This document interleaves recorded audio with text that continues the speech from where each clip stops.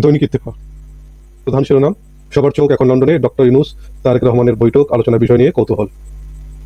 দ্বিতীয় যেটি লিড হয়েছে, আহমেদাবাদে এয়ার ইন্ডিয়ার বিমান বিধ্বস্ত, 241 আরোহীর মৃত্যু, বেঁচে গেছেন ভাগ্যবান এক যাত্রী, হাসপাতালে ভর্তি।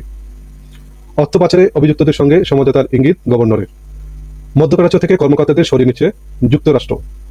টাইগারদের ওয়ানডে অধিনায়ক মিরাজ। সারা দেশে ডেঙ্গুর প্রকোপ বাড়ছে, মৃত্যু হারও বেশি হওয়ার সংখ্যা। রেল স্টেশনে মাইকিং, কেউ মানছে না স্বাস্থ্যবিধি।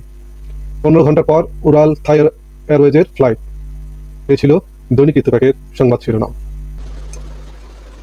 দৈনিক ইনকিলাব এর প্রধান শিরোনাম, ডক্টর ইউনূস তারেক রহমান মুখোমুখি হবেন, লন্ডনে আজ ঐতিহাসিক বৈঠক। সবার চোখ এখন লন্ডনের দিকে। উড্ডয়নের পরপরে এয়ার ইন্ডিয়ার বিমান বিধ্বস্ত, 317 জন নিহতের সংখ্যা। এক ব্রিটিশ যাত্রী উদ্ধার, বিশ্ব নেতাদের শোক প্রকাশ। ডক্টর আসিফ নজরুলের নিন্দা, আল্লাহ আছেন, আমাদের সবাইকে একদিন জবাব দিতে হবে। ব্রিটিশ রাজার সঙ্গে প্রধান উপদেষ্টার একান্ত বৈঠক। ভারতে বিমান দুর্ঘটনায় মোদীকে ডক্টর ইউনূসের শোক বার্তা। ভারতে উড়োজাহাজ দুর্ঘটনা, নিহতের স্বজনদের প্রতি তারেক রহমানের সমবেদনা।